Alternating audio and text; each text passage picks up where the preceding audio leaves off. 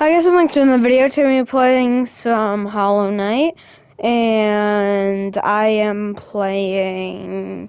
No, and I'm fighting NKG, and as you have seen, I beat him a second time, and I beat him way more times than that. And this is my charm build. I'm doing like a little guide type thing, I think, and it's good. And it's basically a charm build that I can use to easily beat him. And I think that y'all would have a good time with it because I'm not too good at the game.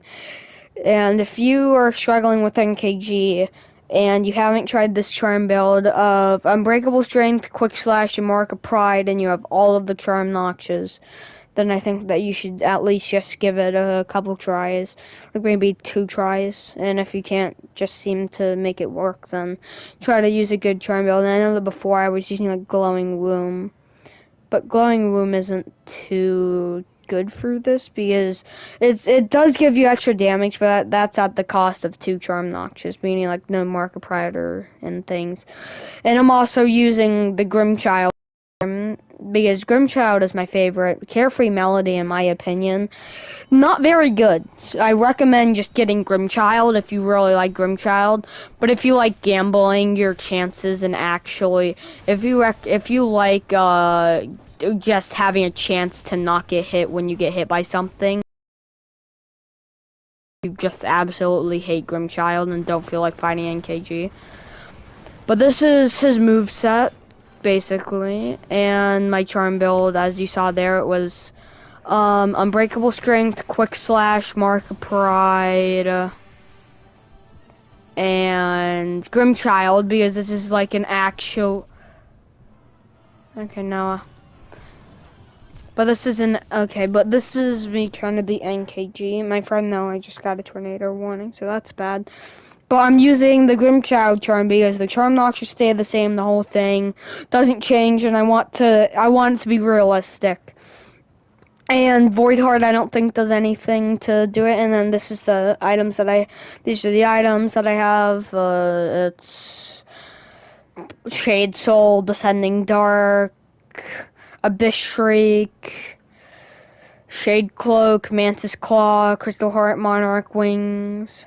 My friend just beat Pure Vessel, so that's cool. But I have Infamous Tear, I have all 3 nail arts, Pure Nail now, and that stuff. And this is just gonna be me beating NKG because I've done it many time before. And when I say many times before, I mean like in the past like 3 hours I've beat him at least twice. And when I say at least twice, I mean at least 4 times. I beat him at least 4 times in the past like 3 hours because I felt like it. And we just wait for those to go by, do that.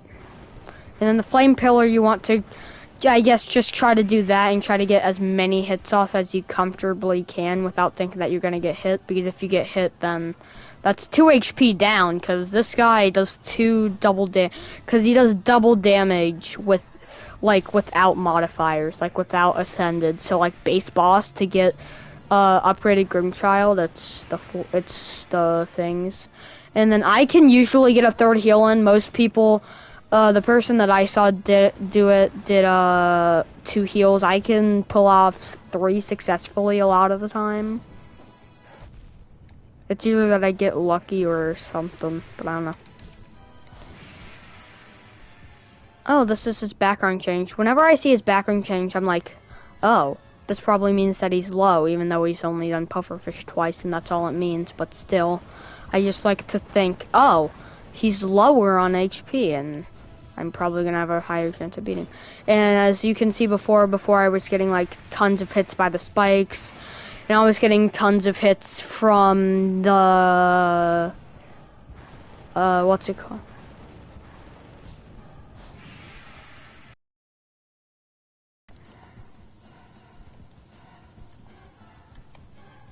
It's a tornado warning. I got one at the middle of the night. My mom got one in the middle of the night once, I'm pretty sure.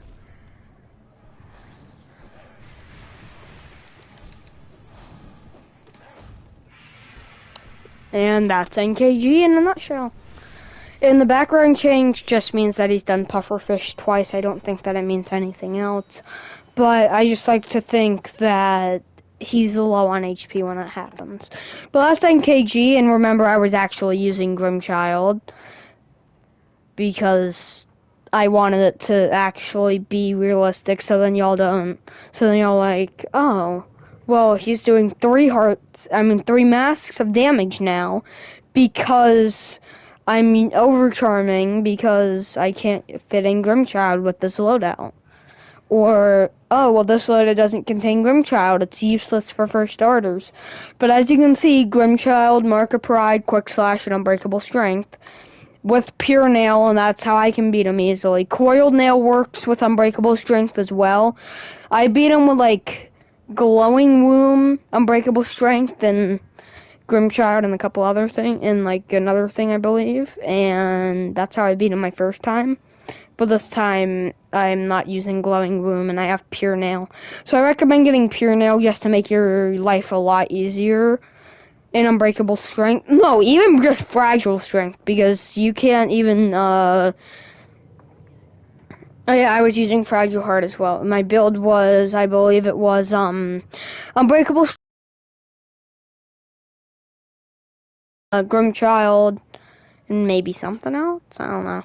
But the Fragile Heart, you don't even need Strength and Fragile Heart because they don't break in Dream Bosses. No more benefits for them being unbreakable, just that they don't break on death. So I recommend having like Fragile Strength and Fragile Heart. Maybe I recommend having like I recommend having like Fragile Strength, Fragile Heart, Unbreakable Strength, Fragile Heart, Unbreakable Heart, Fragile Strength, or just both of them Fragile. And I recommend having Fragile Heart, Fragile Strength, or the Unbreakable versions, doesn't matter. And Quick Slash and Grimchild. And if you have an extra Nox, then use like Grub Song or this charm if you use Nail Arts a lot, or Thorns because Thorns is decent. But I'll see you guys in the next one. Bye!